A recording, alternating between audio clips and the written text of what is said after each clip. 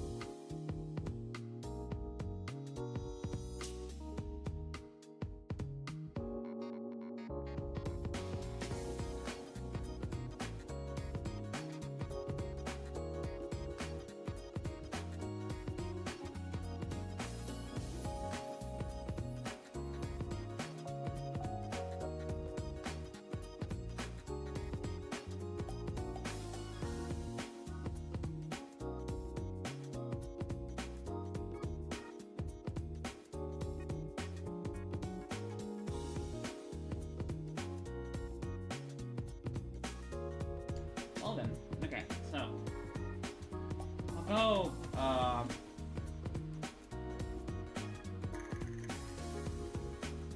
just troubleshooting stuff, making sure everything works. I'll be right in the Roomba of Thought with everyone right now. Wrong screen. screen. Hold on. Okay, everyone's here. Right, let's go say hi to everyone else then. Well, That's all well enough. I live. He lives. I am Lives. so sorry for everything. I have no idea what happened, but everything just went to shit. OBS was being a bitch. Not only OBS was being a bitch, Discord randomly crashed. My PS2 emulator just decided not to work. So it took Everything a minute went for against everything. you. So yeah, I just Be like that sometimes. Well, at the very least.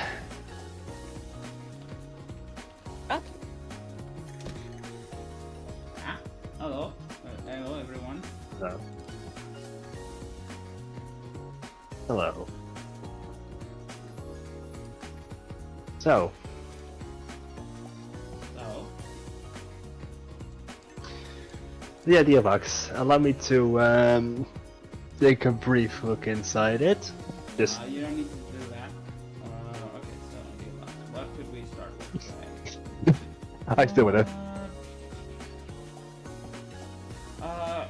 Hold on. Wait, did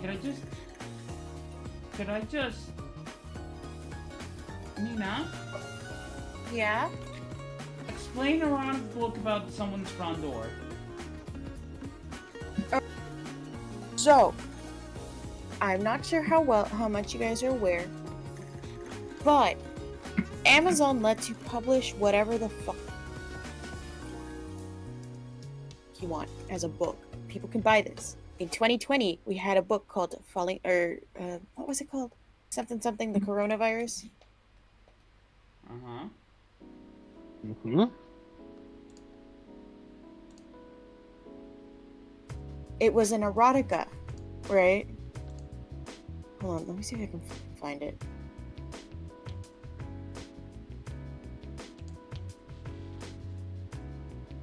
Kissing the Coronavirus. Sorry? Right? And it's not like it's a couple that fall in love during the pandemic, right? Like, what was it? Something the lumberjack. Uh-huh. If you go, and I go on BookTube every now and again, and this book was released right at the beginning of the pandemic. The Devil Works Hard. The Devil Works Hard. Oh no. Erotica authors write even faster. Written by MJ Edwards, she made this popular on TikTok, and there are 3 books in the series: Kissing the Coronavirus, Kissing the Coronavirus 2, The Second Wave, and Kissing the Coronavirus 3, The Mutant Strain. But why? It looks like the I'm third with one him. Just, was a lesbian just book. why? Oh my god, it goes up to 5? 5! Kissing the Coronavirus Chronicles, and then Why? Coronavirus versus Monkeypox, a sexual showdown. What? I'm sorry, I have so many questions, And we have 0 answers. but the most appropriate one is what? What? They're, Yeah, they're unfortunately. very, very short books. They're very short. I've seen the reviews for them, right?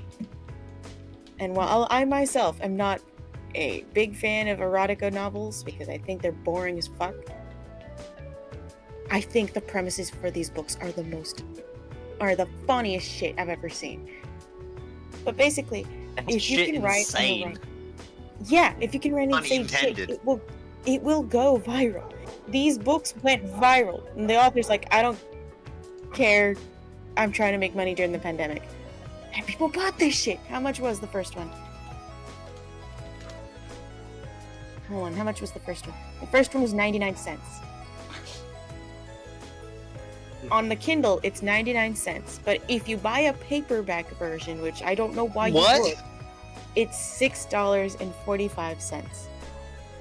And the premise for that book is Dr. Alexa Ashingford is part of a crack team of scientists tasked with finding a cure to the devastating coronavirus before one of her colleagues breaks the vial. The virus takes over his body, and she has sex with the virus. It's not how infected that body. works. It's not how It's that not how works. any That's of this basically works. What happens? Anyway, so these two books I told you about. An erotica is a sexual book.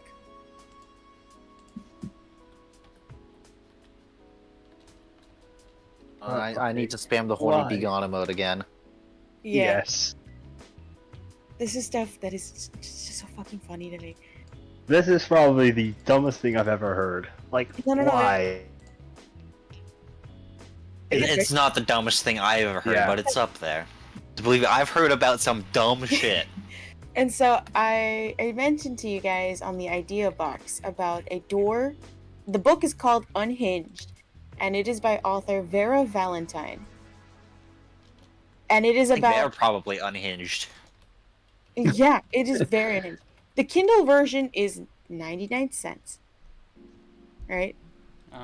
Audiobook is $5.95. Why is there an audiobook? Why? We both said Why it is there at an the audiobook? same time, Just bro. why?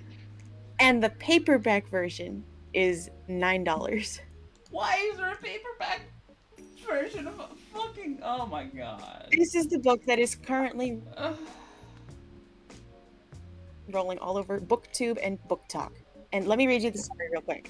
Danger's coming knocking. Someone's been watching Tana closely, but he's a lot closer than she realizes. From intimate moments to lazy afternoons on the couch, he's secretly seen it all, and fallen for her along the way.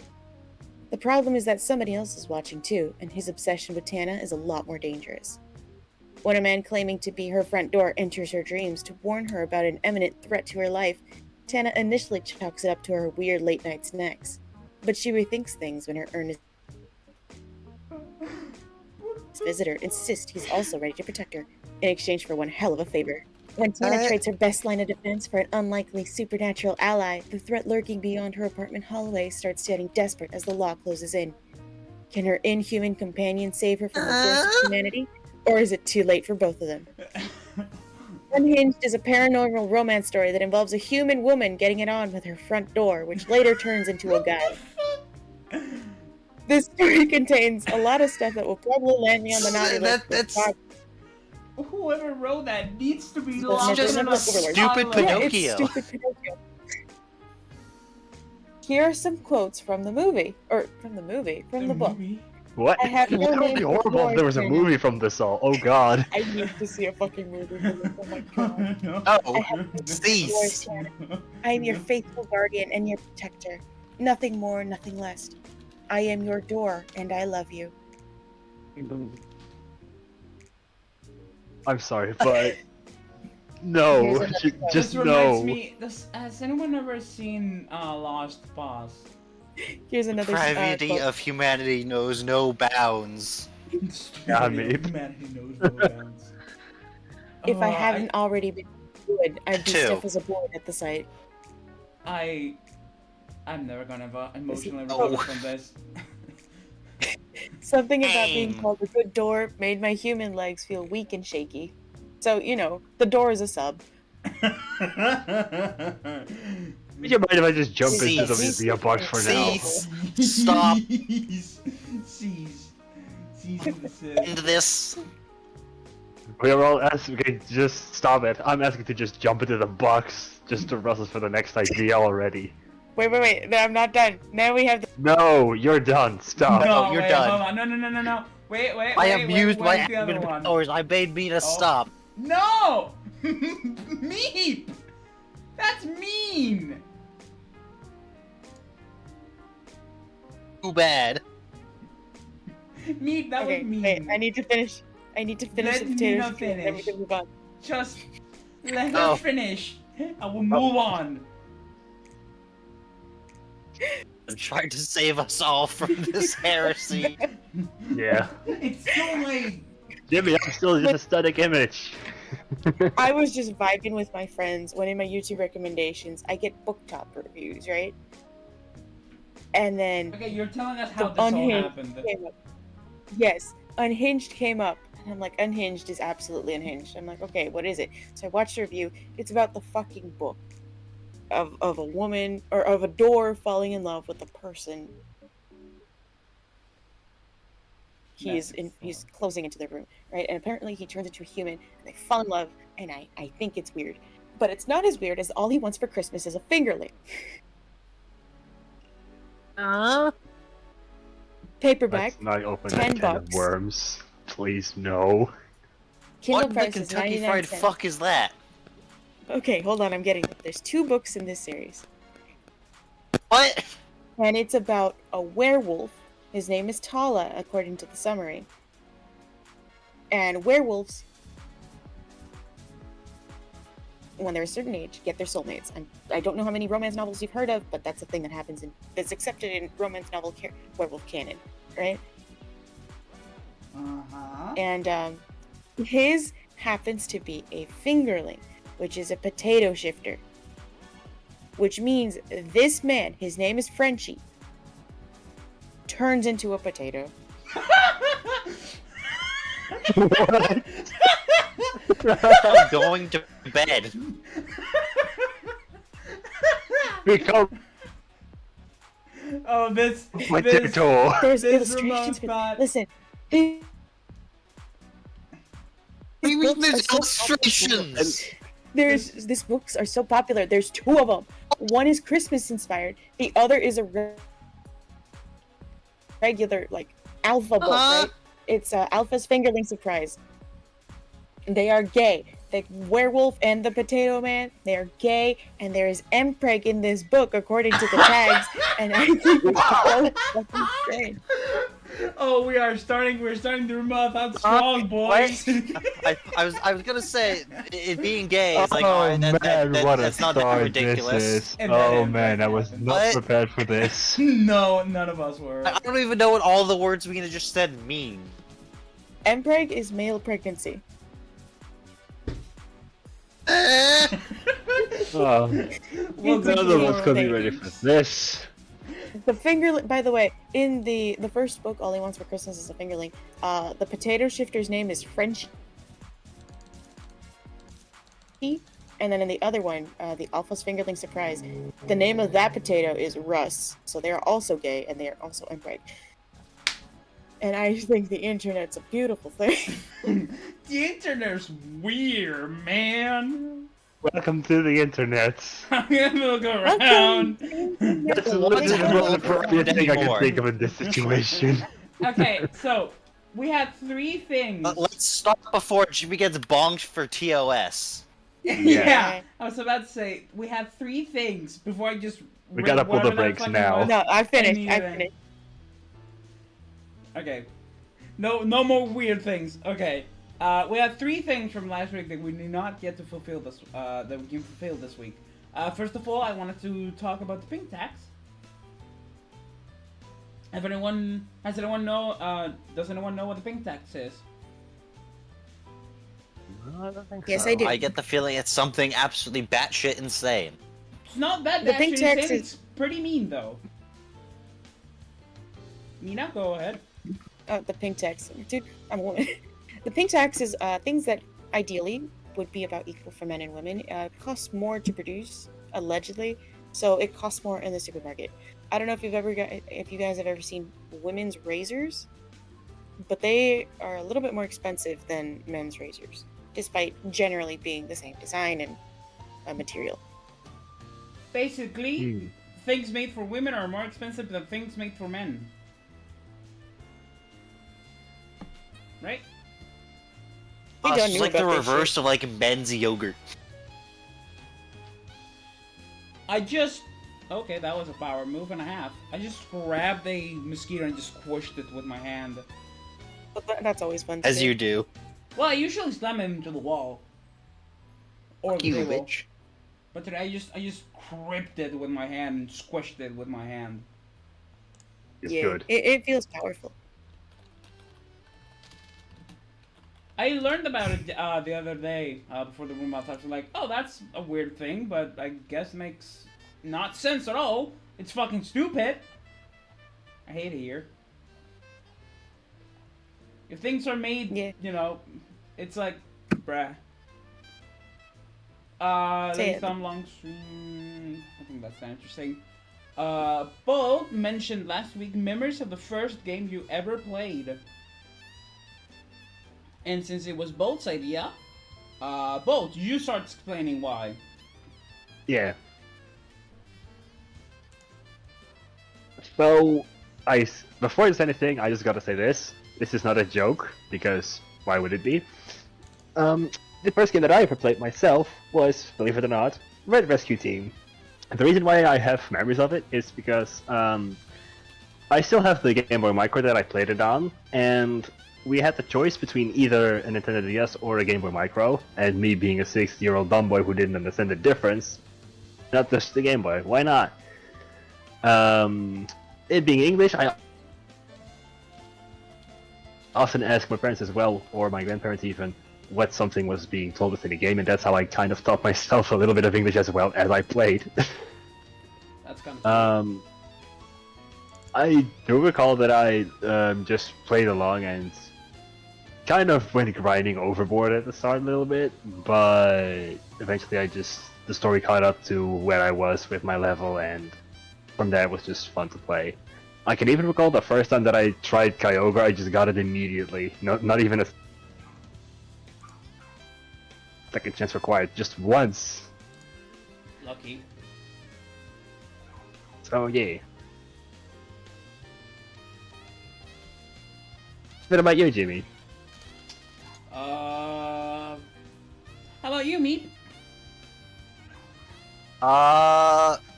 The first game that I remember playing, I have like memories of, like I'm actually like playing.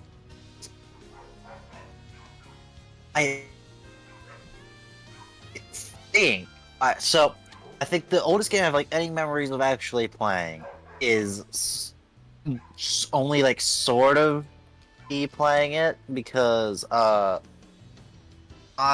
mother to this day really loves playing Sid Meier's Alpha Centauri, and Okay. sometimes she just basically let me go into the unit designer and just mess around in that. The first game I remember actually like doing any playing of was like the original Masters of Orion, and that was basically just me being confused. I think. I'm not sure the order of some of the things because it was a long time ago. The first game I played was probably either like a random plug and play game or something like on one of those dedicated like leapfrog child game things, where it's the educational game console basically. Yeah. I don't know. The first Pokemon game I played was Pokemon Diamond, Mine was Platinum in terms of where I didn't games. understand basically any of the things that was being, and I could not. My reading comprehension skills at that point were not great. Fair enough. And my spelling skills were even worse. Oh boy. Had no idea. So I like nicknamed everything, Oh, and basically no. everything was misspelled. Oof.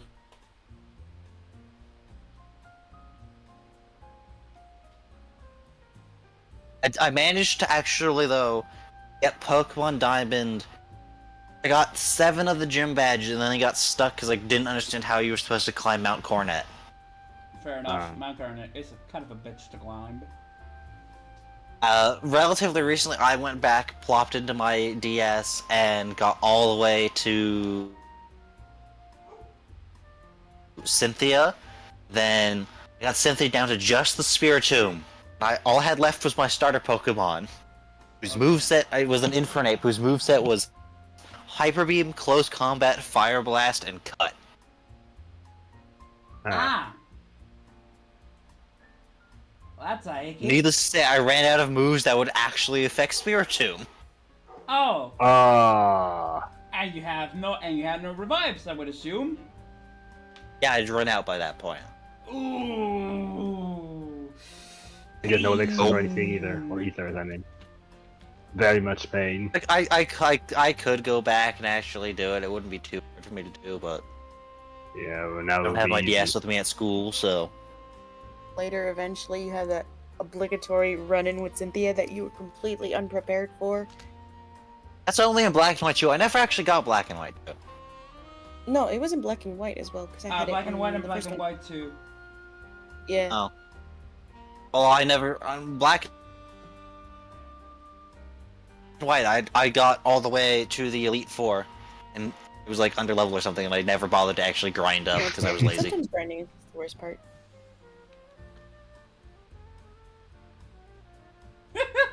Kid in the background just fucking screaming. I know, it's so fucking funny. Yeah, it is. You know? Anyway, the first game I remember playing, I didn't play it, but I watched my dad play it, was Star Fox. Oh wow. Okay. Jesus. My dad played a lot of Star Fox, and then he gifted me my first, like not on the NES, I think it was the N64. So seeing it again on the Switch, Alex got the family plan and he added me to it.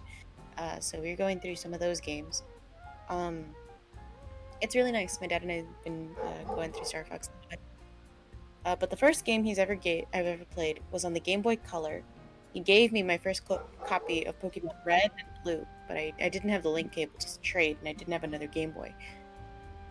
And my first Pokemon was Bulbasaur, which is why I love him very much. I think I was 3. I started my journey early. I don't remember much. I remember looking at my Ivysaur. I definitely remember him having an Ivysaur at one point. I don't know if I got much farther than that.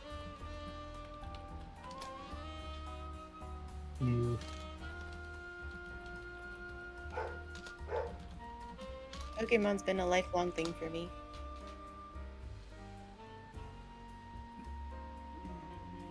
Should I go for like the first game I actually owned, or the first game like that I saw someone else play? I would say the first one you ever owned. Yes. Then that would be. It's funny because, I mean me played Office Centauri and such, but like the game I ever played was this was when I was I think 4. The Nintendo DS just came out, so I got the old DS. And that old DS sadly got snapped in half.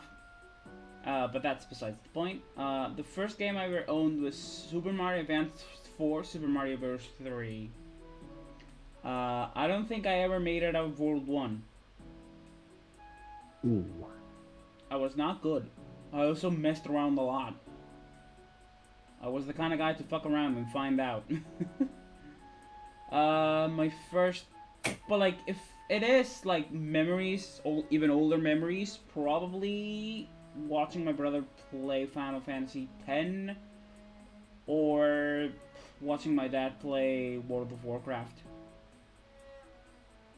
I think one of the two.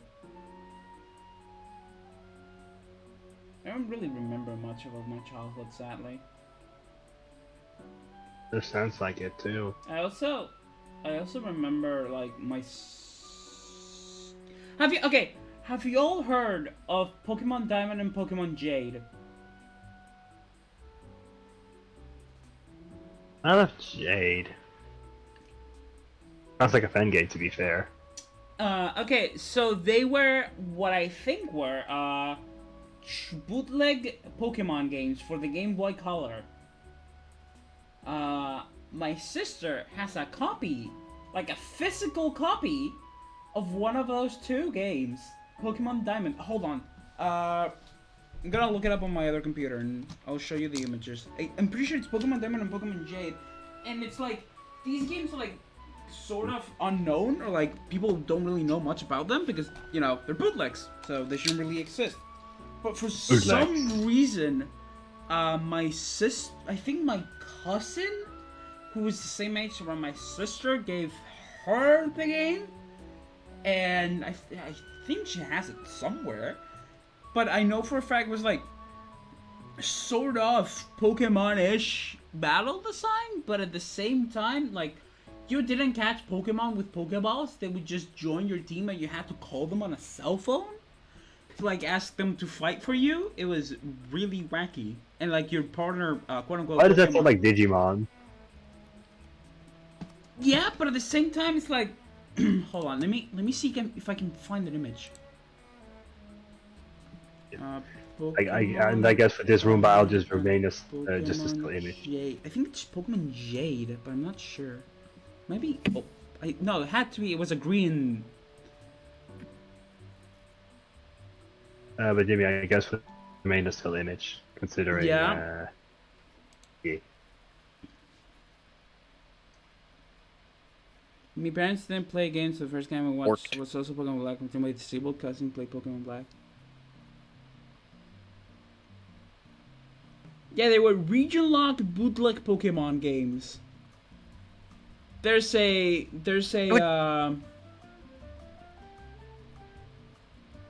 Would you region lock your bootleg Pokemon game? I have no idea, but it is in Did You Know Gaming, so I will send the video of Did You Know Gaming to the Discord so you guys can watch it, because I know for a fact we had this game.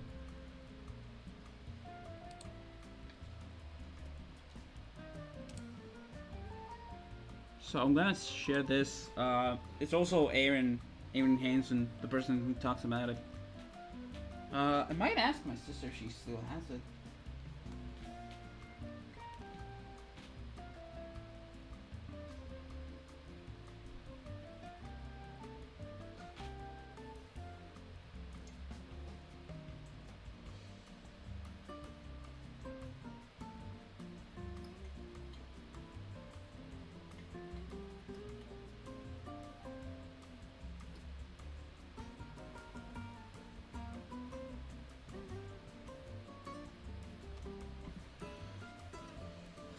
It's in general. Alright, so, that was a tangent and a half.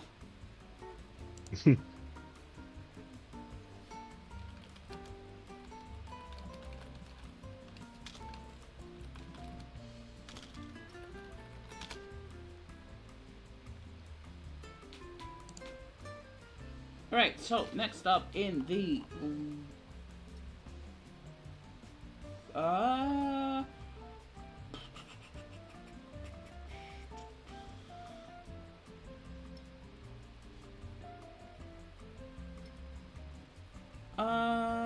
U.S. speakers of the House being removed from his position for the first time in U.S. history. Meep.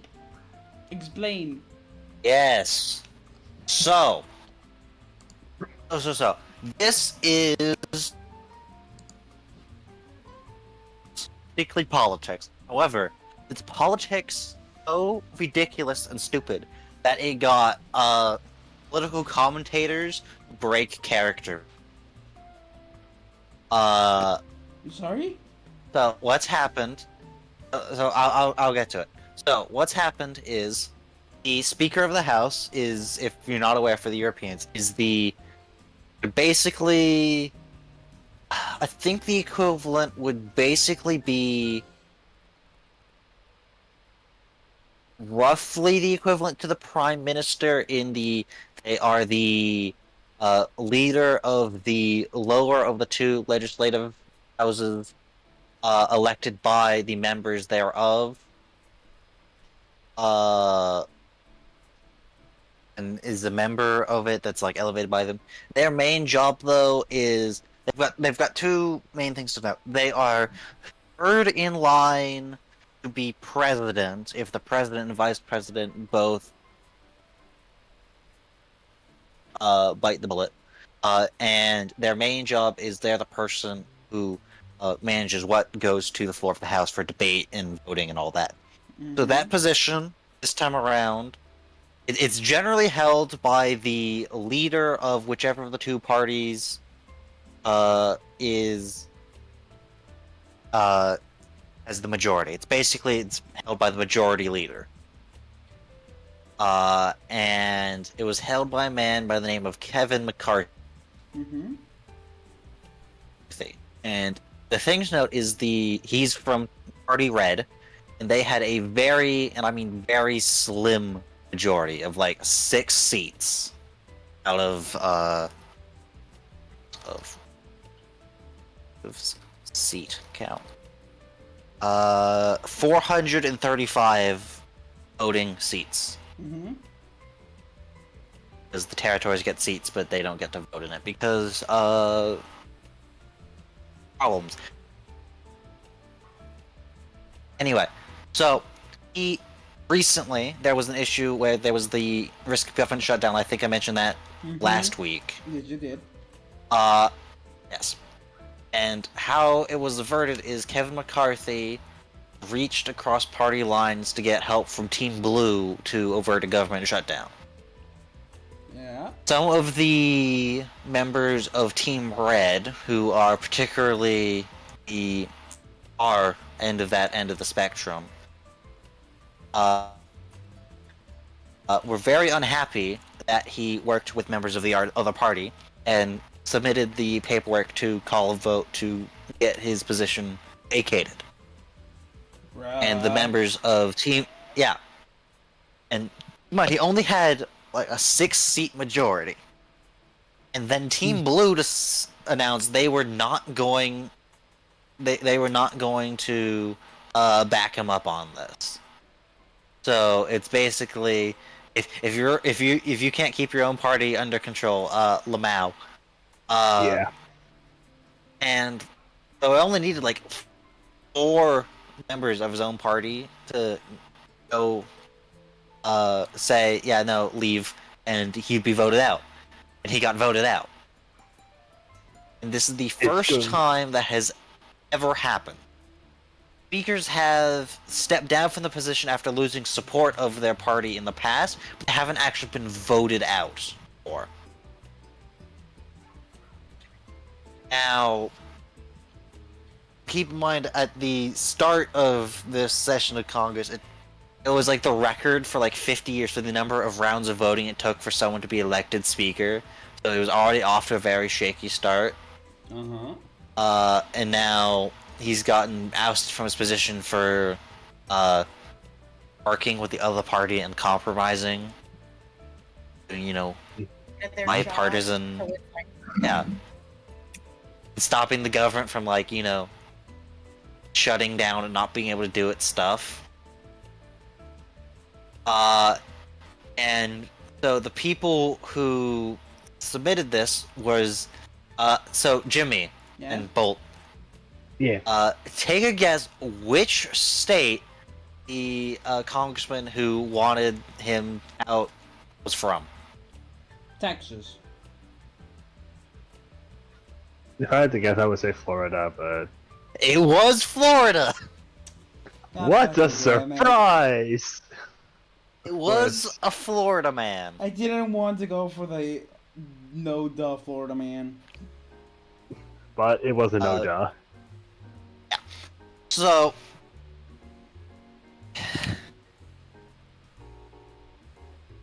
So that's the start of it. And... It gets Omar, because obviously the fucking stupid move is they voted out their own guy who was probably the most far to that end of the spectrum that they would have been able to get onto that stand anyway. And they've gotten him out now, so those people are basically just shot themselves in the foot. Yep. And now it's basically, look at this party, they're not even able to keep themselves in check. How are they going to be able to run the government? It's coming up to election year. It's going to be fresh in everyone's memory.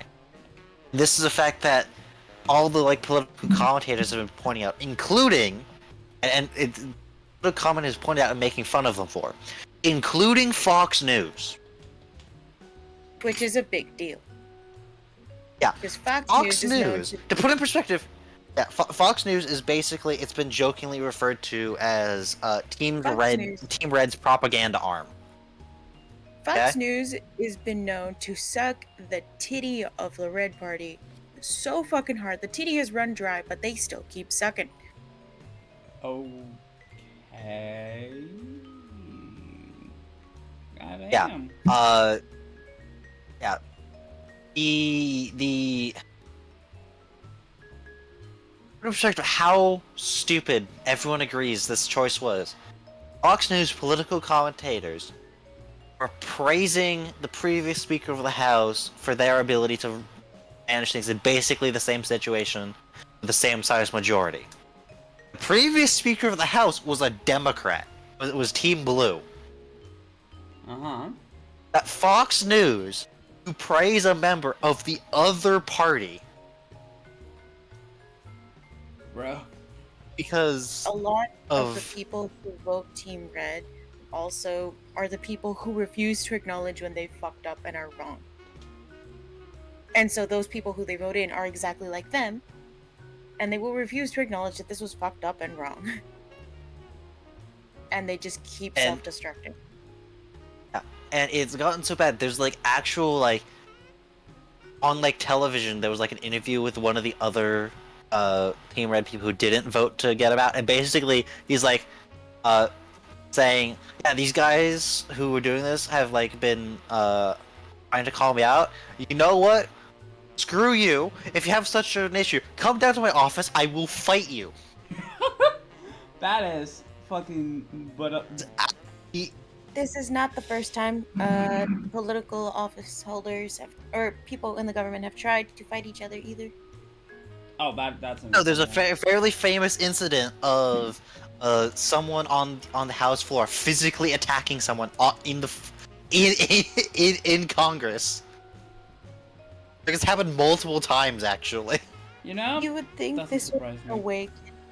You think this would awaken some voter bases saying, "Hey, if we are trying to vote in someone to make negotiations for the benefit of our state, maybe we should vote in someone who's actually willing to negotiate with people on the other side." But Well, no. no, it's because Team Red's basically what they've done is they've taken the stance of we will not negotiate with the other party because they are Satan. Is basically what the far end members of the party have taken as their stance. Yippee. Meanwhile, you have freaking the old man in office whose campaign's running ads was basically like, yeah, I'm willing to negotiate with people, and I've passed a lot of bipartisan bills. I haven't gotten everything I wanted, but you know that's not the point. The point is you're actually working with people, and he's running that as a campaign ad. Like, wow. The difference in the stance on working together is incredible. Keep in mind, this is also the guy who's run campaign ads that are entirely made of members of the other party bad-mouthing him, and he's like, yeah, I'm doing those things. I'm doing those things. I think they're good. I'm out here, I'm standing on the picket line with the United Auto Workers stuff, yeah. Oh no, I'm a pro-union president. Something that even most of Team Red's electorate thinks is good. It's just... What it is it's so stupid. And the thing is, the one thing I will give the idiots who caused this, I'll give them this for credit. He in his speech where he's like arguing that like he should be gotten rid of, called out like members of his own party for being basically corporate lobbyist pets, and he got boos for that on the floor of the house. And you know what? I'll give him credit for that, because yes, congressmen are just corporate lobbyist pets, but that's the one thing I'll give him for. And honestly, that one thing that I agree with his stance on. Other than that, fuck. Yeah. He is batshit insane. Like most politicians, being honest. But Politics. it's just the comedy of you have gotten See you Fox again. News to praise someone who they love to vilify.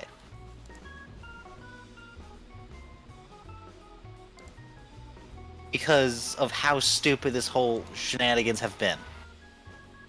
it is incredible and just highlights how much of a stupid decision this is. I'm gonna make an executive decision now that we transition to something that's only somewhat tangentially related because it's related to Orange Man Alright. and stuff he's done. So, it was in the news that Orange Man's businesses are getting bonked for fraud. Ah. Like hardcore bonked for overvaluing the properties they own significantly. Not like it's a small thing where it's, oh, he's overvalued them by like 1-2%. No, it's like 200% overvaluing It's just the after worth money. of stuff. Come on.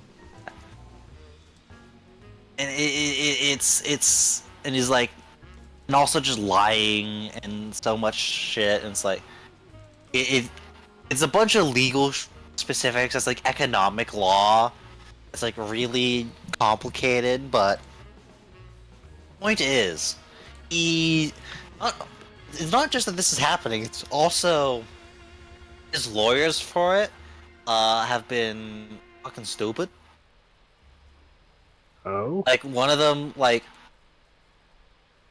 they forgot to submit the paperwork that for this kind of trial would mean it would actually be a jury trial and not just the judge, because it's not a criminal. It's the specifics of law. I don't know.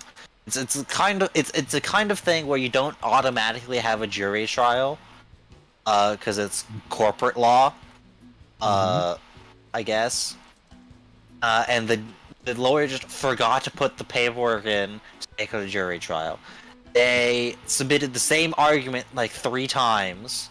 It got rejected every time. They were misquoting precedent. They were quoting things that weren't even. They quoted things that were just not what was said. They misquoted. It's just basically just incredible levels of incompetence that the also Orange Man cannot help himself from going in front of the press and attacking the judge. Like calling him names shit, which is, an excellent plan, as I'm sure you can guess. Mm-hmm. Also, he's in like danger of basically having his company gutted. Oh. Because of the amount of like stuff behind it. Yeah, it's basically, from what I've seen, like I'm obviously not an expert on this. It's legalese shenanigans, but it's basically potentially like end of the company kind of trouble it's in for this. I don't think he's. I'm not certain if he can be held personally liable for this. I think he might be, but I'm not certain. But it's one of his many ongoing legal issues he's having. Good. Screw him. And yeah, Yes. he's done a lot of crap, and he's finally getting around to it. And typical him style, he's insisting that he's done nothing wrong, and it's people are just out to get him. Idiot. As Mina said, this party is known for refusing to take responsibility for their actions. Damn. That sucks. Yeah, Me, where's the right though? Yeah. yeah. Oh, right. The Runit Dome. Ah. So, this is a thing that is on an island named Runit, which is in. It's in it's in the Marianas Islands, I think. Is which country it's in. It is also known as the Tomb. And what it is it is a large concrete structure in which the U.S. government basically shoveled a whole bunch of nuclear test waste. Ah, The U.S. government is what to do. Yes, it is built over a nuclear test crater, and is full of nuclear test waste from the surrounding areas because they did a lot of tests in that area, and is a problem. yeah, no wonder. It's a problem for several reasons. One of which is that it was not provided all the funding that the government didn't provide the project all the funding the government asked for. Because What? it was, because there's different branches of the government interacting. And it was basically done on a budget. It wasn't done very well. The cleanup or the construction of the dome. And it's also on a really tiny island that, at the highest tides of the year due to sea level rise. The edge of the dome is being washed over by the sea. Also, it's not sealed on the bottom because the government didn't have enough money to do it. Also, wasn't very well done at all. It's just a huge problem that basically no one talks about. And also, the dome has begun due to weathering to crack.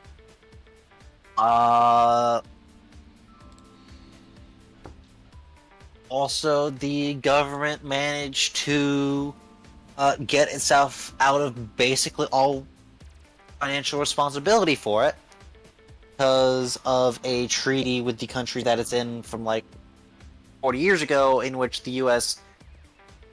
misrepresented what was actually going on there. Also, a lot of the people who did the cleanup were not provided proper protective equipment and got turbo cancer.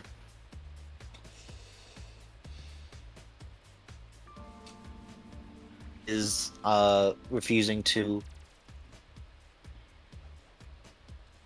and basically fighting them on, no, we don't have to pay for you getting turbo cancer and your treatment for getting turbo cancer. It's kind of like what they did with the 9/11 rescuers, who got also turbo cancer from cleaning up the wreckage. Actually, it's but we're not- closer to what the government's done with the nuclear test downwinder community. Because, if you're not familiar, the US did a whole bunch of nuclear tests in Nevada. Uh-huh. Which is upwind of basically the entire United States. Oh. Which means the nuclear fallout got blown downwind over basically all of the United States. Oh lord. Now the government's yeah, Didn't it and also the government's happen obviously with trying to Castle Bravo? with the what? Castle Bravo incident? Or something like that? Not familiar with that one. What was the name of that one nuclear test that supposedly inspired SpongeBob and Godzilla? The Bikini Atoll tests. Ah, yes, thank you.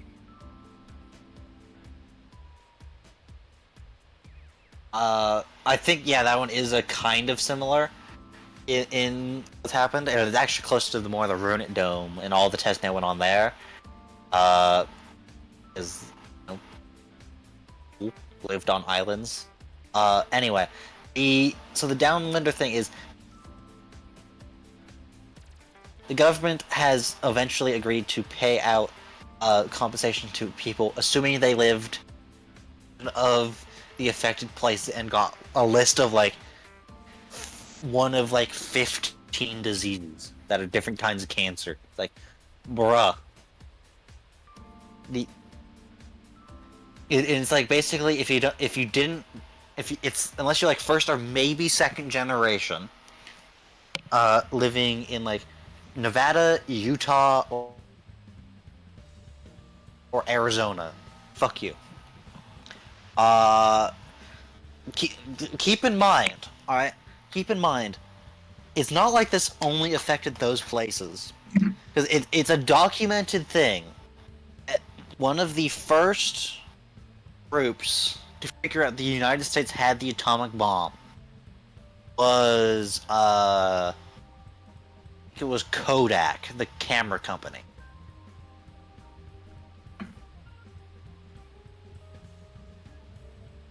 The way they figured it out is all out contaminated water in like Illinois had contaminated cardboard that was used in the packaging of film, of X-ray film, which was causing spots to appear on the film.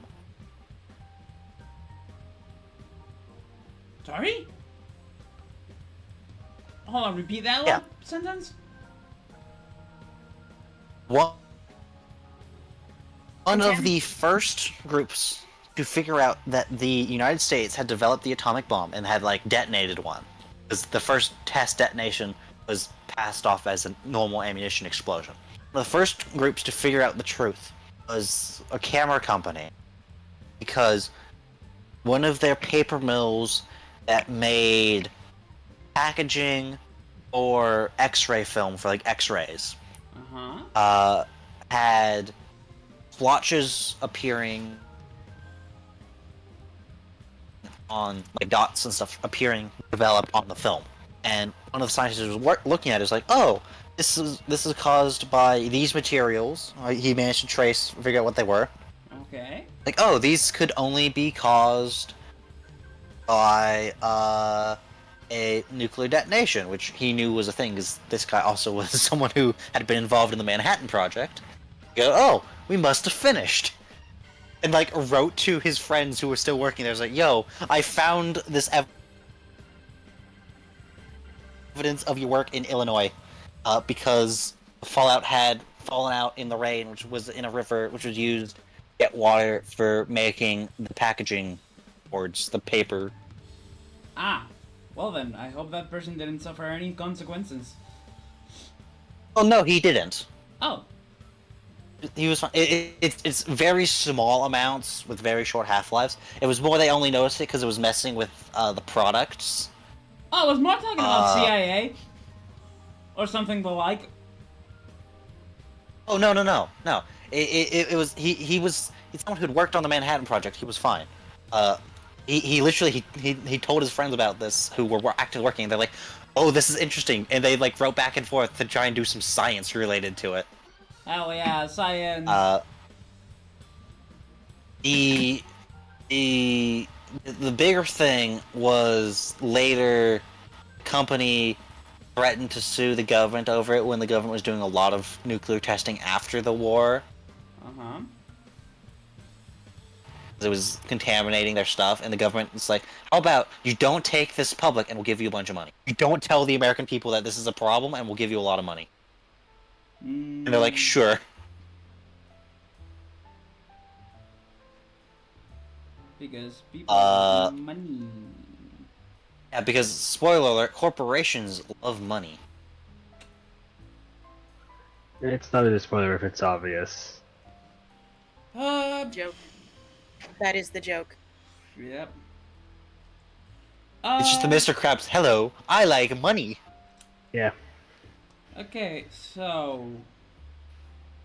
Anything else, mate? I had... I don't know if there was more detail on it, but it's more just, you know, US government being kind of fucky-wucky. You know, with the US government... The other thing... Oh, one last thing to, like, round this out for just the United States government being really shit when it comes to this stuff. So... The thing is, the government figured out pretty quickly that this would be a problem. So, they're like, alright... Someone's like, alright, in that case, I recommend to minimize the issue. We test somewhere on the East Coast so the fallout falls out over the ocean instead of, you know, United States, where the people are. Which the government was like, but it's cheaper to test in Nevada. They tested in Nevada. Ah. Now, the other thing Jimmy, to keep in mind is this meant a lot of the fallout fell over the central United States.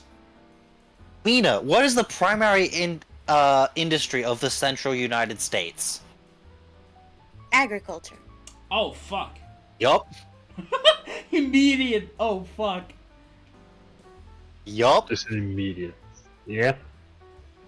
Keep in mind, especially at this time, the United States was like basically the breadbasket of the world. Yikes. There is No, anything to save a quick penny. now the main people this fucked over was children in that region because one of the radioactive isotopes that went around was one that has a relatively short half-life but ends up in milk. Oh no. Which meant children who drink a lot of milk were having lots of uptake of this, which then got I think it's iodine, which is concentrated in the thyroid, so there's lots of thyroid cancer Yeah. in that region for a while. Would have been helpful because my iodine is pretty low. Well, also that's a really short half-life thing, so by the time it even got shipped out of that region, it had decayed enough that it wasn't a problem really. But also have the fact it's so widespread. You can identify. They can use the trace amounts of these radioactive isotopes produced by the atomic testing to identify art forgeries, counterfeit wines from certain years. They can use it to date skeletons.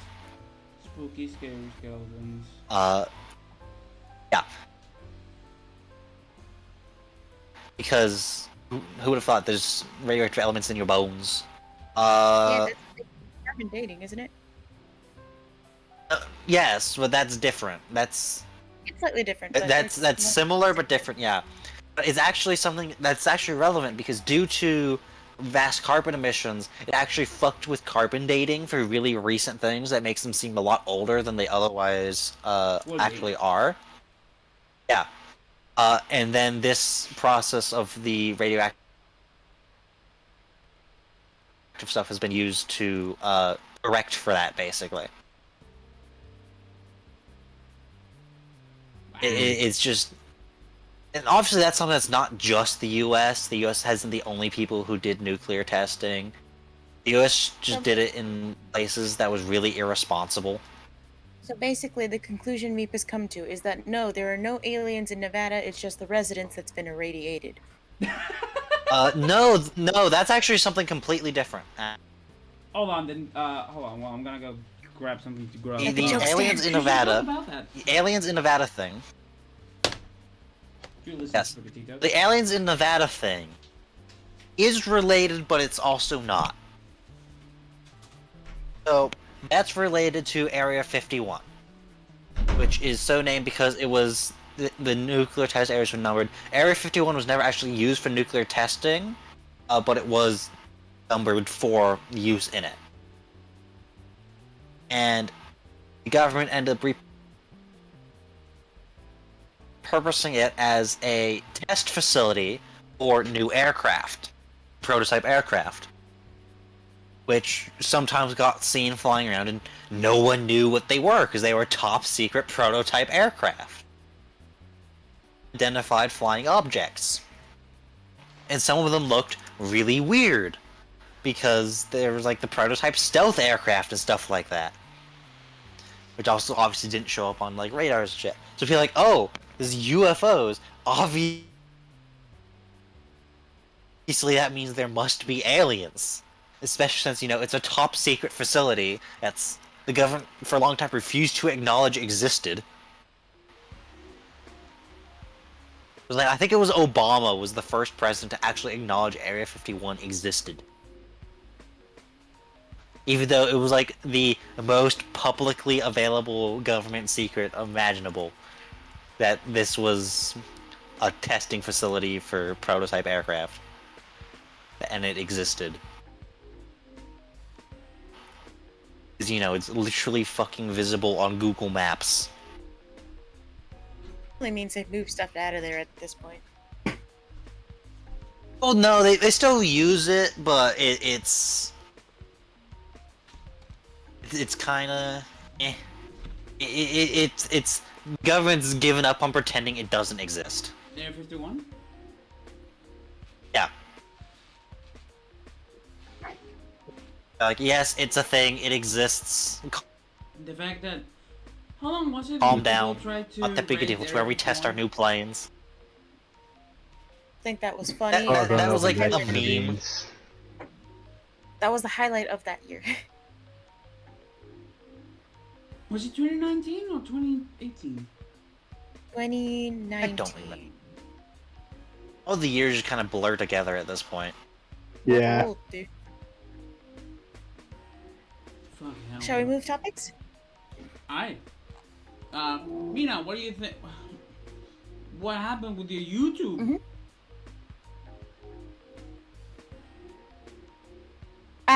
So YouTube has decided that ad blocker will no longer be supported on their website. That's weird because I have had no problems with ad blockers on YouTube. They're rolling it out very slowly, allegedly. Hold on, let me see. I want to see if I can find something. But I do know that they made a statement saying that they were considering getting rid of the ad blocker. We got to have money! Mm-hmm. Which means now it's just gonna turn into an arms race between all the ad blocker devs and Google. Okay, I found it on Reddit. Yeah. Hmm. And the BRB for a But little bit. you can usually get rid of it by like refreshing the page. So at the moment, it's not a super set thing in stone. YouTube is going to stop you from using ad blockers, and here's how. Fuck my ass! I'm gonna start YouTube Premium. The first ad blocker block was first spotted by a Reddit user who received a pop-up notification while trying to access YouTube while ad blocker enabled. They gave the notification that I put in the chat. Jimmy, if you want to bring that up on screen, I would appreciate it. Hold on. Oh, this image. Hold on. The user was able to proceed on YouTube as normal once they had disabled their ad blocker. I just refreshed the page. We have been unable to verify the pop-up message ourselves, but a YouTube employee did confirm to the moderation team of the YouTube subreddit that it's an ongoing experiment. Furthermore, a Google spokesperson confirmed the legitimacy of the pop-up to IGN and offered a brief comment on the matter. Quote, "We're running a small experiment globally that urges viewers with ad blockers we enabled to allow ads on YouTube or to try YouTube Premium," said a Google representative. Ad blocker detection is not new, and other publishers regularly ask viewers to disable ad blockers. And then the rest of the article. But what I've noticed, Premium. something I've noticed is, for the most part, mine still works. However, sometimes some of these stationary, like, non-video ads on YouTube will show up now. Yeah. Mm-hmm. Honestly, those I don't care about. Those Yeah, put those those are on easy screen, because they're I not ignore them intrusive. anyway. They're not intrusive. Yeah. It's honestly the only reason I run it is because it got so oppressive, the amount of ads. Like, if it's like Especially a ad or YouTube maybe two Premium. at the start of a video, I don't care. YouTube's ads are as bad as It's Twitch. 5 at a time, it feels like. it's the excessive, and it's like maybe on like a really long video, a mid-roll ad, but it's like it's stupid. And the other thing is, I remember it was a long time ago when YouTube was like doing an experiment or survey. It was just like, would you rather have like one big ad at the start of a video, or a bunch of like mid-roll ads? I remember, I'm like, just make the one big ad at the start of the video. Because if that's the case, you can just Go ahead. That's so much nicer. Because if that's the case, if nothing else, you can just get up and go refill your drink while the ad plays. Yeah, you get ready for the video while the ad plays. For me, I really like when because I watch a lot of long form Content. content. So I think it's very different based on the type of content that you consume. Content, that's what I. Yeah, based on the content that you consume. If you watch like a bunch of smaller videos, like say the longest type of video you watch is like 10 minutes, then yeah, one big video. Fine. But if you're like me and you're watching 3 hour videos at a time, Yeah, right? hour-long videos, 2-hour-long videos sometimes. Iceberg community, let's rise up. Having like commercial, yeah, having like ad breaks in between the videos saying, and now, let's refresh your drink while we wait for the ad break, right? And then the Yeah. ad break comes up. That works fine because then you're expecting it. It's not like breaking the flow of the video. Mm-hmm. Yeah, in that Yeah. case, that's reasonable, However, or when it's like put $12 into a a month. good spot. But sometimes it's $12 a month for no ads is bullshit. yeah, that's ridiculous. Far too expensive. Oh, and you also get if YouTube it was like Music, and a you get dollar. to watch Don't care. videos without you can listen to videos when your phone's blocked, and you can watch YouTube without needing to be in the app, so you can like have it minimized. Fucking no, Honestly, I still just not enough. downloaded I it. don't Still not use enough any of things. those things. I wouldn't That's want to still do not- any of those things. It's like, Like, I if it was like understand a YouTube dollar, Premium. maybe. Like if YouTube Premium allows you to like download videos, right? So like say you download a video before it gets copyright claimed or taken down for whatever reason, drama videos or whatever. Mm-hmm. I guess, but not everybody's interested in downloading the videos. And anyway, YouTube to MP3 websites exist. And besides, the only reason I'd want to like download a video is if I want to download it so I can watch like on a flight. Mhm. Like, the only reason I'd want to do that. But even then, at that point, I've already watched the video, so why do I want to watch it again? I say as I've most of the Well, content and stuff I've already watched. It's it's big company on I money. understand that the servers for YouTube are very expensive, but at some point, what part of it is maintenance and what part of it is profit? Yeah. Yeah. It's the other thing is I've seen like YouTubers talking about it's like not just like that. It's also YouTube wants them to put so many ads in their videos. Like someone was talking about here's the 20-minute video. Here's their recommended number of ads. Well, notice it's 7. That is Especially just now. ridiculous. Sorry about that. Especially now that ads are not like an individual ad. You just sit through one video and then you can skip it, or you just watch through like a 3-second clip. Now it's 2 at a time, and it feels like they're going down the Twitch route of going 5 at a time, 6 at a time, however many. And the thing is also part of this is because so many people are using ad blockers, they need to run more ads on people without them in order to make up the loss, which then drives more people to want to get ad blockers because they're more intrusive. Vicious cycle. Can make a bake sale or something. I don't know. Do a seminar on how to read the YouTube. Besides, I'm algorithm. pretty sure the way Google makes most of their money is by selling your data. Which they get Just in by the seeing US, which 'cause the ads you US respond to. Which in the US they can do because the US has basically no fucking consumer privacy laws. And people don't seem to care unless it's TikTok apparently. Apparently they're the only problem with your data. TikTok isn't TikTok from Hong Kong, not China. Huh? If I remember right, and I could be wrong. Like there's a 100% chance that I'm wrong. Someone from TikTok, like the representative, was from Hong Kong, not China. I think what it's more. I think it's TikTok's like the Western version of it, which is separate from the Chinese version, but like the parent company is a Chinese company. Okay. TikTok to But it's exit like Hong Kong. Okay, so actually, Hong Kong has actually banned TikTok altogether. good for them.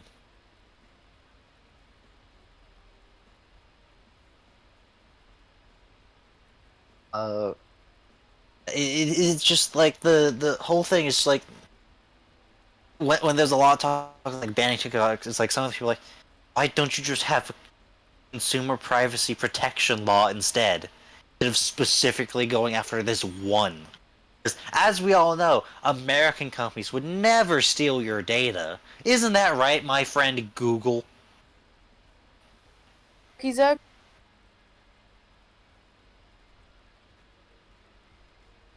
It's just stupid. What it is. China fear mongering, all that stuff. Because the U.S. needs a new enemy to fear monger, and they can't use Russia anymore because Russia's embarrassed themselves too hard. Just made themselves not a threat. It's like I saw a thing was like some like random Russian statement. He's like, "Oh yeah, we need to retake Alaska." To which basically I was like, "Bro, I don't think you could retake Alaska from Alaska's mosquitoes, let alone alone the rest of the United States." Shut up. You're using Right, tanks next from the on the 1950s in Alright, 2020. next up on the agenda. Silence. What happened to 2020? Jimmy, you wanted to talk about the 3DS online services? Go ahead. Yeah. What? Make fun of Russia. We're just making fun of Russia. Ah, fair enough. So, a few weeks back. Anyway, you wanted to talk about 3DS.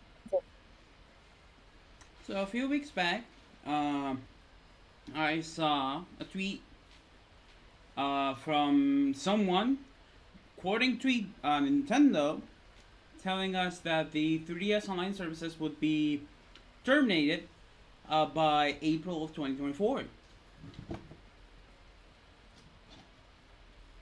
Which would mean that, again, with the same with the DS, if you want to play, online, Smash things Bros. like Smash 4 or Mario Kart 7, Mario Kart.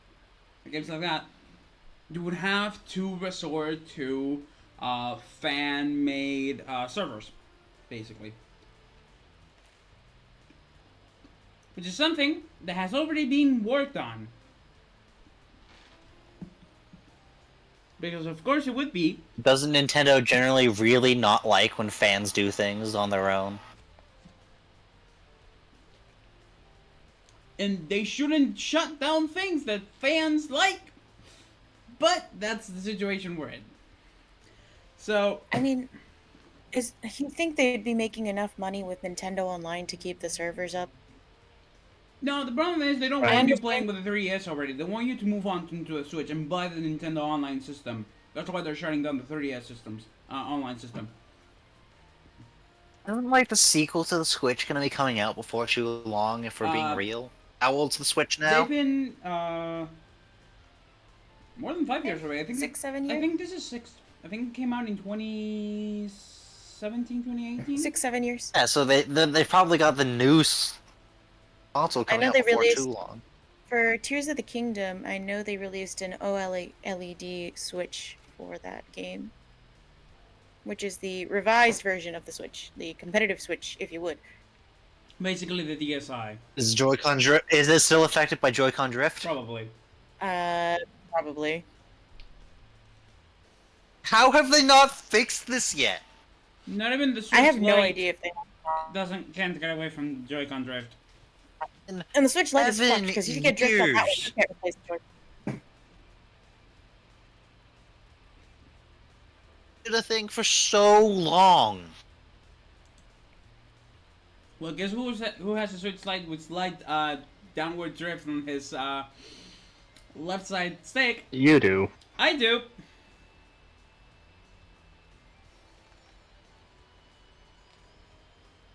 did they not fix it by the time they did the Switch Lite? I swear to God.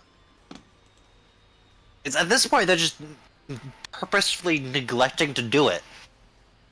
People still buy their shit anyway, and if you have a Joy-Con drift Joy-Con, then you need to buy a new Joy-Cons. Exactly. Wow. Look into gaming these days. Sucks. Sucks big ass. But yeah. So, in the news that I had to share to the Smash 4 3DS community, which I have joined, there have been plans of doing a goodbye to the normal online services to the 3DS with a tournament. So if anyone's interested, well, yeah, no, just ask me about it. But yeah, that's pretty much it. I'm just big sad because that means that I can't just play online anymore unless I do the same thing that I did with my DS games and do the DNS trick to get online to work, which is kind of fucking dumb if I'm honest. But yeah, you would imagine that with all the money Nintendo makes, especially now with the Switch, they would not care. But at the same time, they want money. They want you to buy the new new quote big quotes console. So this is the quote unquote logical move for them to do, even though it's fucking stupid. Here's I'm gonna play devil's advocate for a second, which I don't normally do for a company, right? Uh-huh. I'm just wondering, because they have access to their servers, how active are 3DS servers, and are they feasible to actually continue using Honestly, them? you'd be surprised. The fact Is that from your experience, or is that from my experience, you'd be that's surprised. For example, the Smash 4 community recently has been going out and doing tournaments and doing shit with it, and you can still get normal people playing the older Pokemon games and doing Wonder Twin. It's not just trade bots, for example. Yeah, people have moved over to the new consoles, but people that play more competitively still play that. Eh.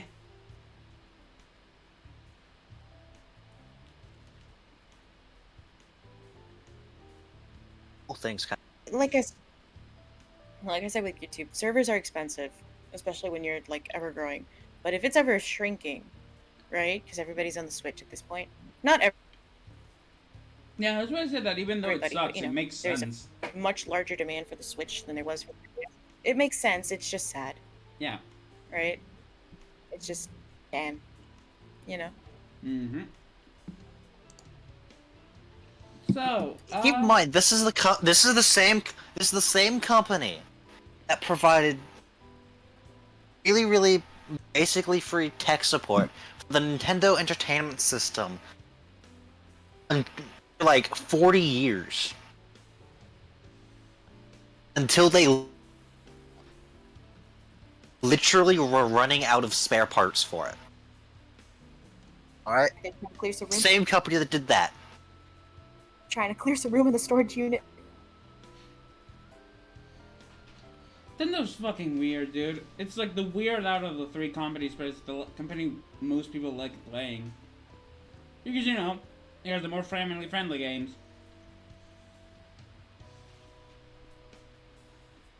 And it's also Nintendo again. Yeah, they first used to make cards.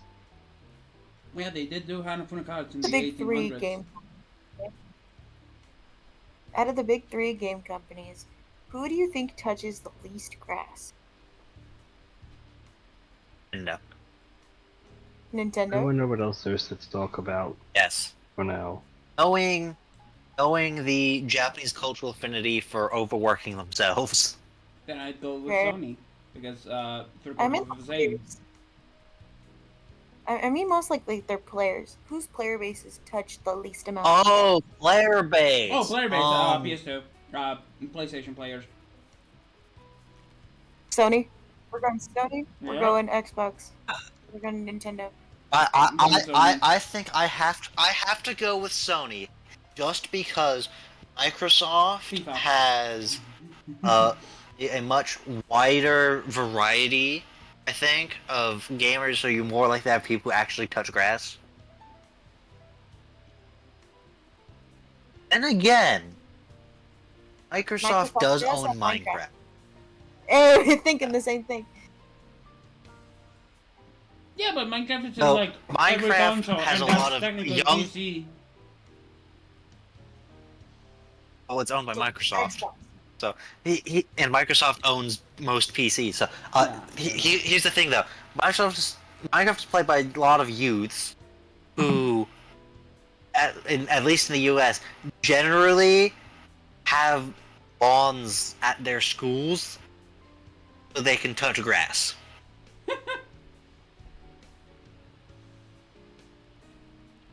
Well, So there's my reasoning. so your option is beep. Which group of gamers touches the most grass? Most Resident Nintendo Or players. least grass? Least grass Sony players. I think I'm gonna have to go with the. I don't know. Really. It's okay. It's a very odd question that popped into my head while we were talking about this.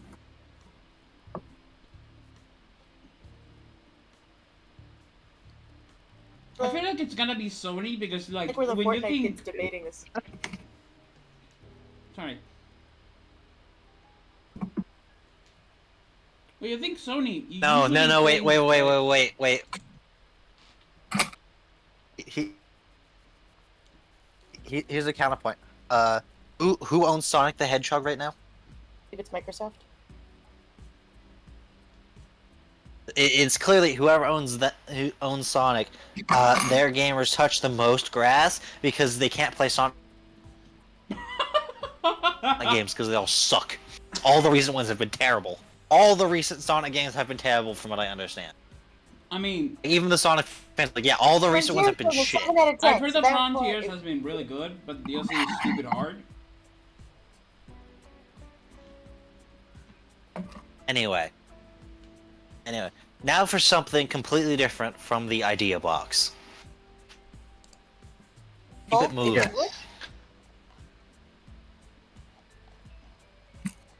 What's the next Let's idea? see what's in the idea box and then. No. What is with the funny alien image thing? Yeah. Eh? Rena, that was Wait. your thing? Oh, Or Ring. Are you guys aware what Ring is? No. Fairly sure you guys know. Ring, the camera that you put on front of your door for security reasons. Oh, the Ring doorbell.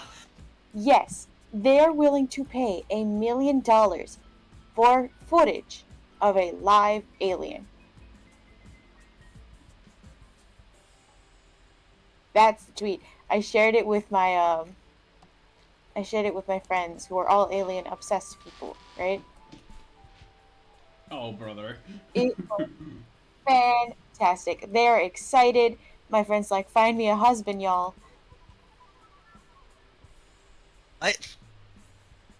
My friend wants to marry an alien.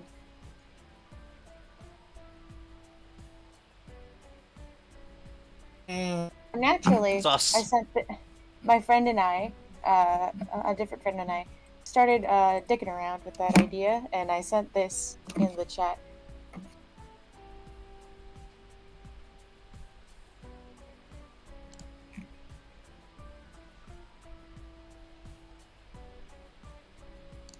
Oh my god.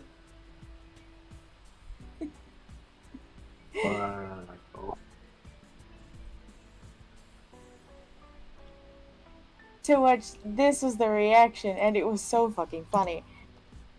I'm gonna see if I can find more information. But yeah, Ring Doorbells currently has a bounty on aliens. $1 million anyone captures a Ring alien. It has to specifically be on their doorbell camera. So clearly this is a marketing trick for them to sell more of their doorbell cameras. Yes, obviously. Obviously. That's also funny as hell. Yeah. I found an article and they ran the news story on TV, and the animation is so fun. You guys need to see this shit.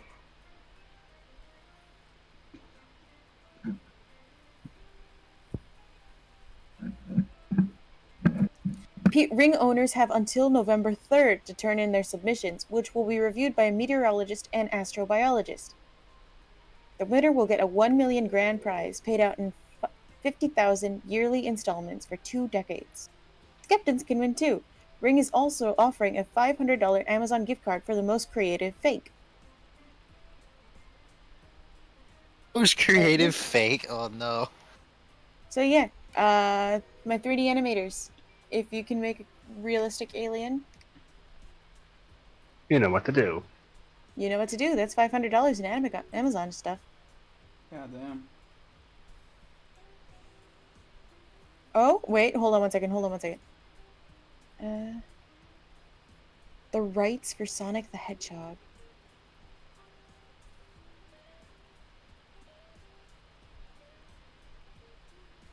Hold on, I'm trying to see.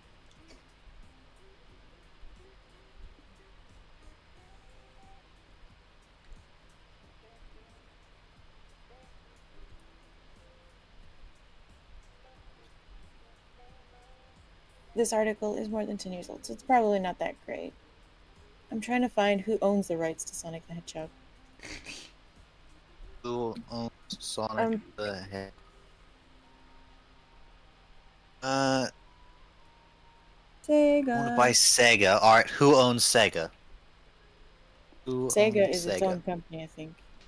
Yes. Okay, so it's still owned by Sega. Okay, never mind. Yeah, Sonic is still a Sega property, but who does he have I exclusive thought rights Sega to? had been like Yeah. bought or something.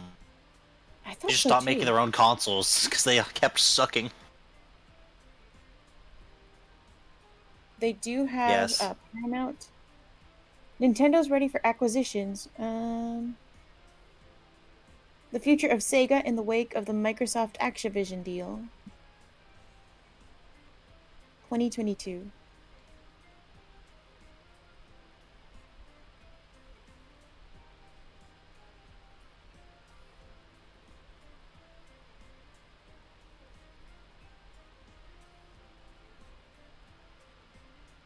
Okay, here we go. October 2023.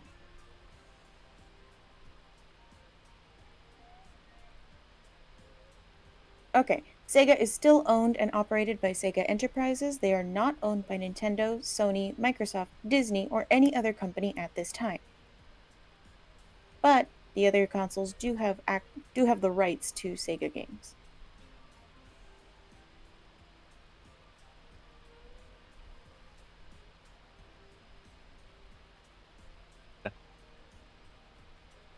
All right, next up. Oh, next thing in the box. Alright, hold on, let me rummage through the box. Let me rummage through the box. Let's see what we haven't talked Necessary about sample yet. recovery. Meep, explain. Jimmy's made the executive decision. So, NASA recently concluded a mission to an asteroid to recover a sample from said asteroid for study, as you do. As you And do. so, this is a short thing. It landed in Utah, the recovery. And the main thing is that it was more successful than they expected, because when they opened the container, there was so much in it that it was actually had to like overflow the container. They recovered more material than they thought they had. Huh? So they were more efficient than they had originally planned. So That's funny. go NASA. Yeah. And They they're surprised gonna even be themselves. studying asteroid. Yeah. They have more asteroid material than they were expecting to get. So good on them. They did a good. They've got some science. That's really all I have to say on it. They recovered a sample from an asteroid, and they recovered more asteroid than they were initially expecting. They wanted the rock, they got more rock than what they wanted. Yep. Yes. Rock and stone. But more specifically, rock.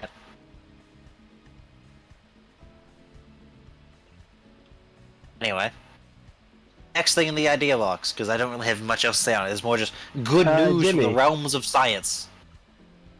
Jimmy, Yes. Pokemon Sweets Paradise, what's that about? Okay, so, Pokemon Sweets Paradise was a series of 3, around 7 to 8 minute videos made by Pokemon, and it's like,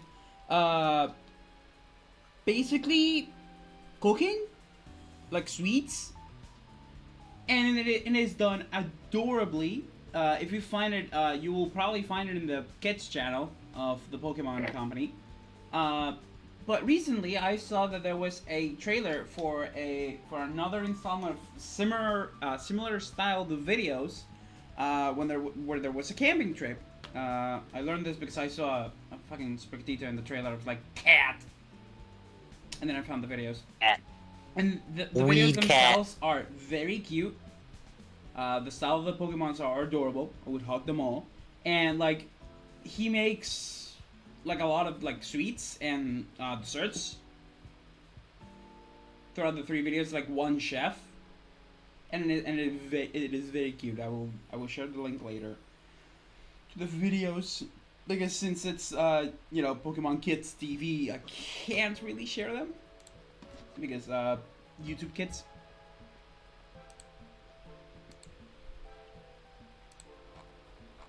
Which is, kind of fucking dumb, but YouTube. Can you just not share YouTube kids content? What? Yes, you can. You can only share the link. You can very specifically only copy it. If you're on YouTube on the phone, you can only, like, copy the link of the video. Oh.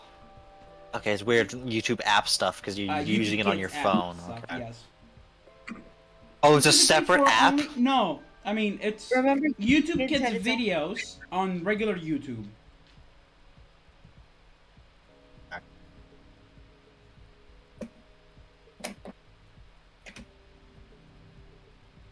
They are in the general chat of the server. The style is adorable. The Pokemons do their cries in Japanese. It is original Japanese. I just happened to find the English version, so I could see what the actual, what was actually being cooked. Oh, that is adorable animation indeed. These little babies. And of course, obligatory Pikachu, but No, duh. Obligatory, but come on. TV. Pikachu. It is very adorable. That's basically what I just wanted to share that because it is very cute. Meep. No way. yes. Another conflict in the Middle East. Whatever that happened.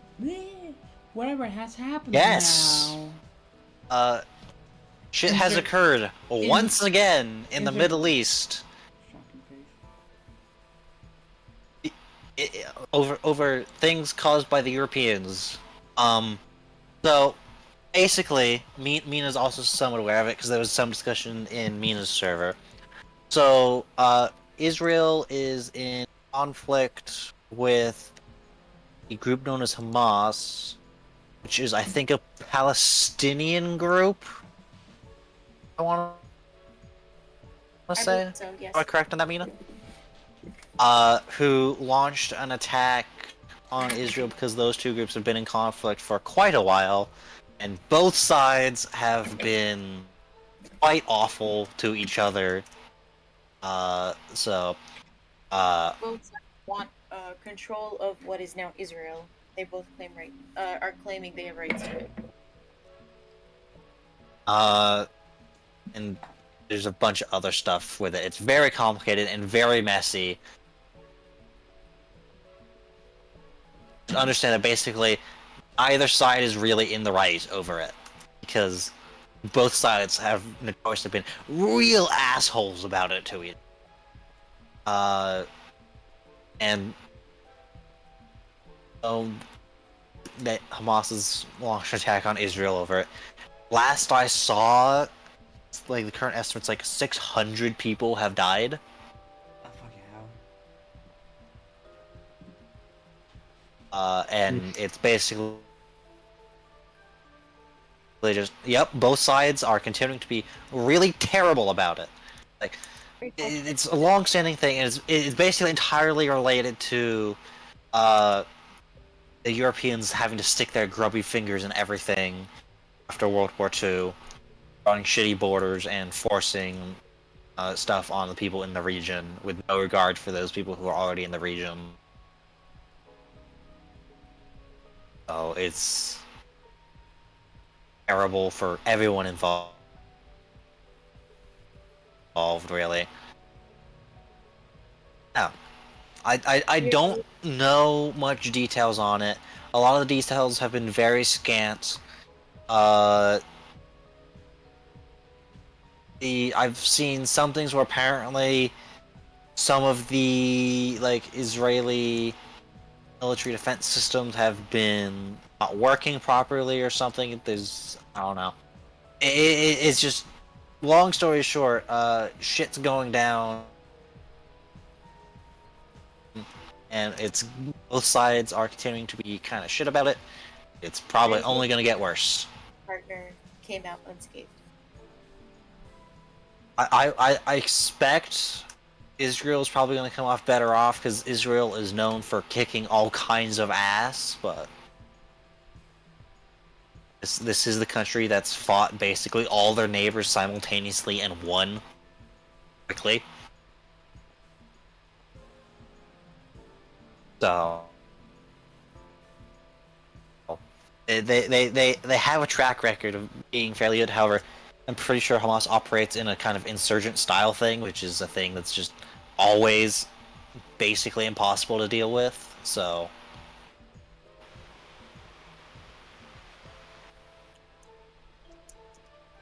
yeah, it's just bad news all around. Mm-hmm. And it just big sucky. Big sucky. And terrible. But I think the US has stated that they plan to provide support for the Israelis. At least I think Joe Biden said that.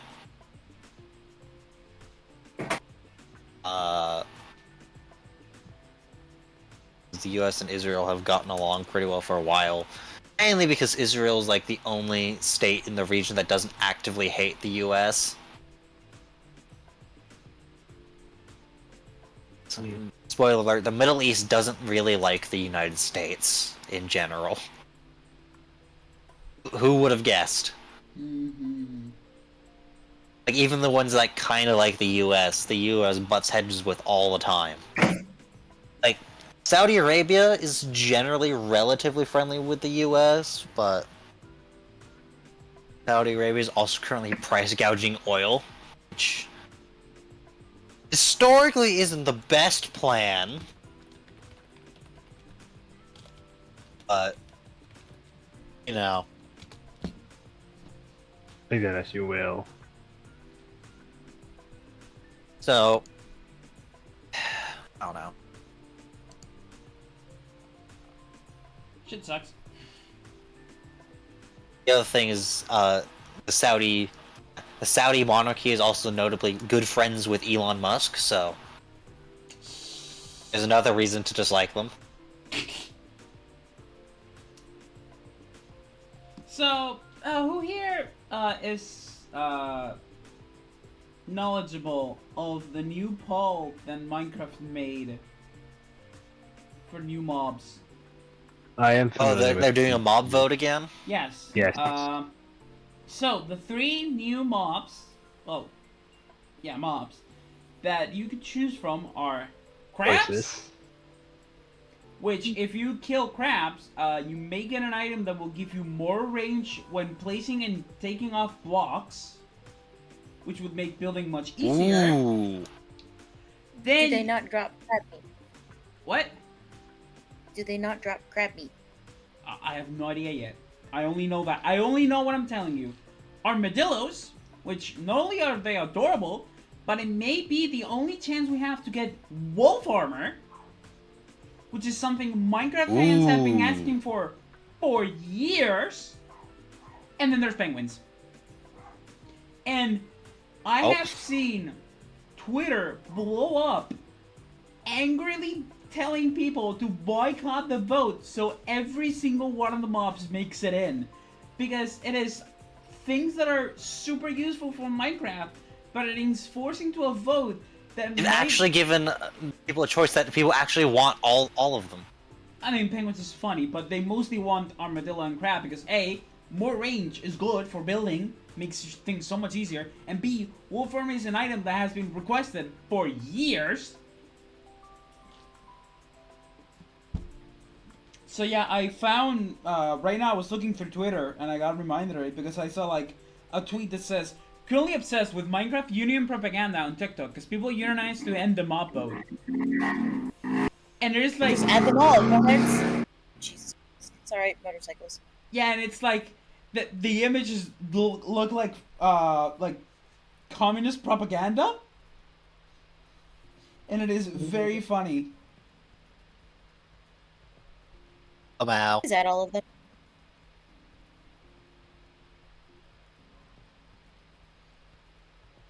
Alex actually sent me the vote for this, right? He sent me which one? What was the which one?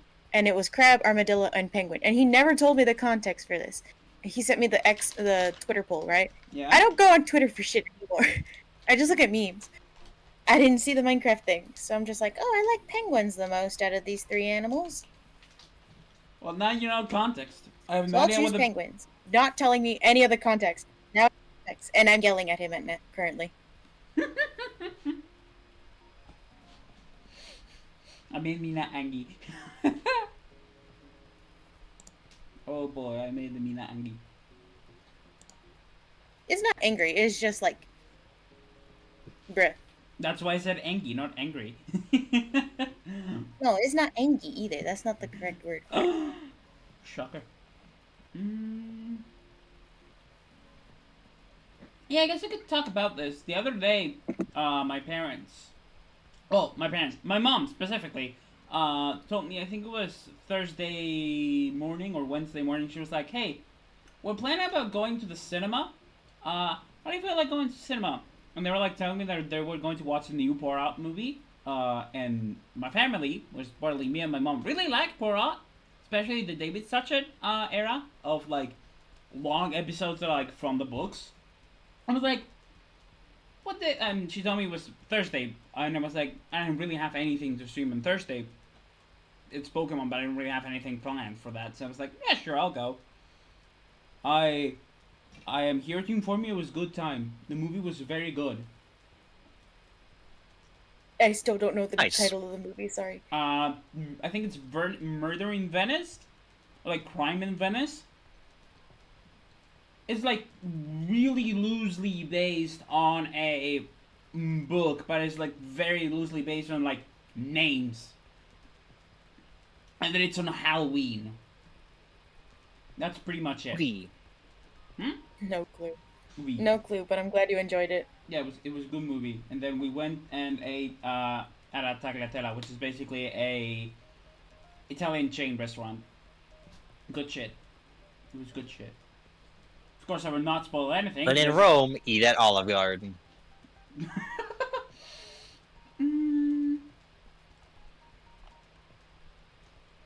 I think my favorite thing about Olive Garden, the favorite thing for most people at Olive Garden, are the breadsticks. Yes. They just slap. Okay, so since there's nothing else except one thing for the Roomba of Thought, we're going to finish with the one thing that is left on the idea box for today, which is the single thing AI brought that I personally like. Have you all heard of the character known as Nekoark? But then, yeah. Both does. Mina. Into my brain. Hold on. What's the Yes, I character's know. name? Nekoark. Neko art. I'm gonna send a The thing in the GIF. corner. Yes. And by the way, Meep, just look at the stream at the top left corner if you're Yes, confused. I just said that, Bolt.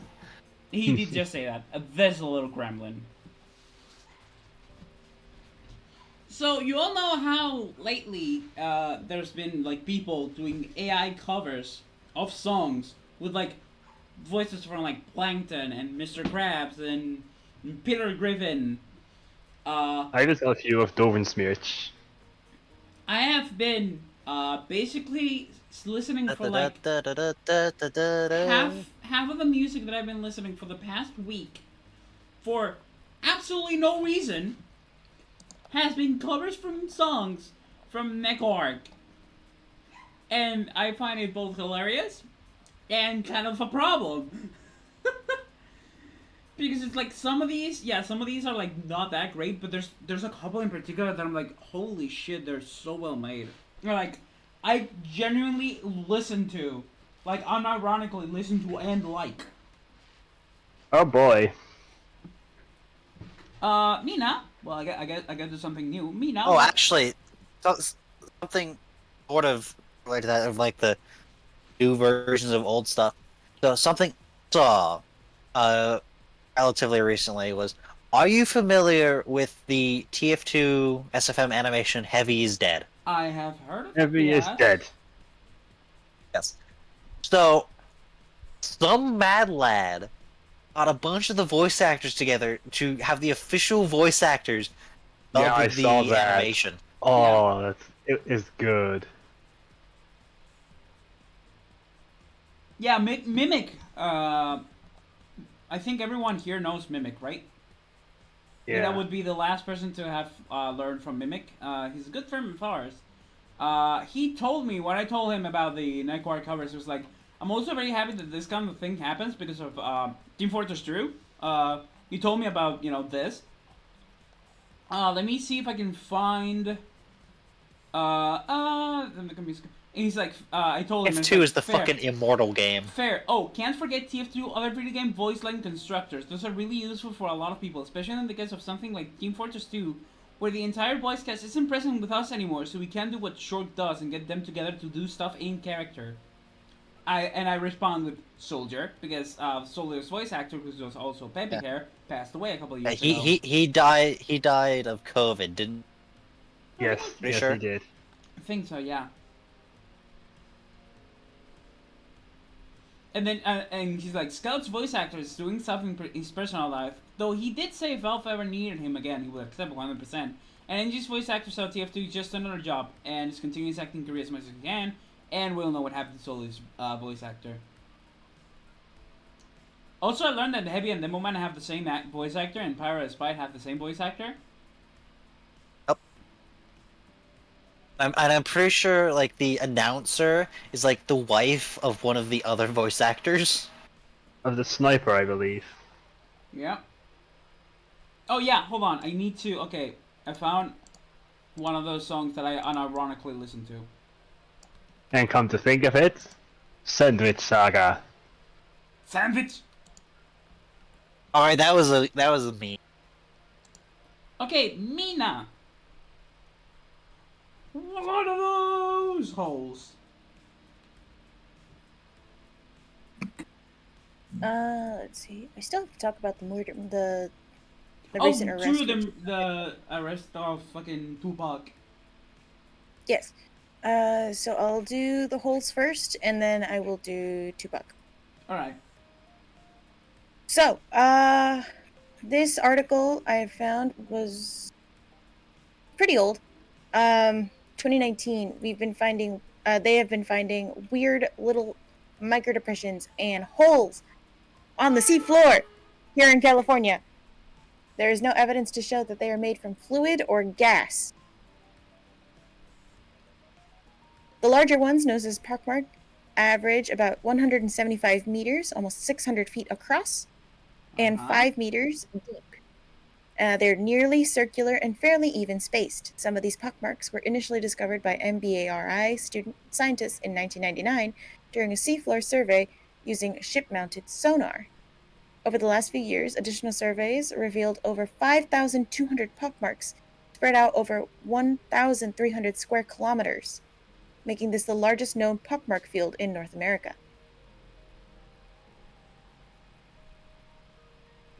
We basically have no idea where these things came from. Are they fun? Did we finally find Connor Joe? What? Where do you come from? Where do you go? Where do you come from, Connor Joe? We finally know where Connor Joe is from. Basically, they look like this on the seafloor. There's a lot of microdepressions. It has a lot of acne holes, pores, if you would, but they're ridiculously large. Did you just say acne holes? Yeah, like when you poke your acne and it That gets is a a hole. very funny fucking way of describing it, that's for sure.